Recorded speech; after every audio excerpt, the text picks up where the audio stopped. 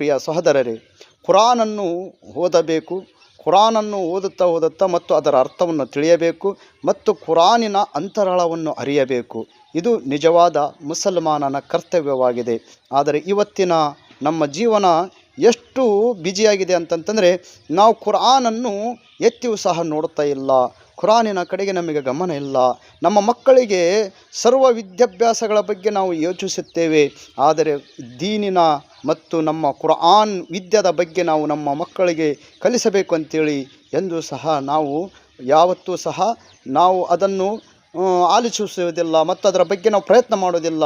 ಎಷ್ಟೋ ಹಳ್ಳಿಗಳಲ್ಲಿ ಇಸ್ಲಾಂ ಧರ್ಮದ ವಿದ್ಯೆ ಹಿಂದಾಗ್ತಾ ಇದೆ.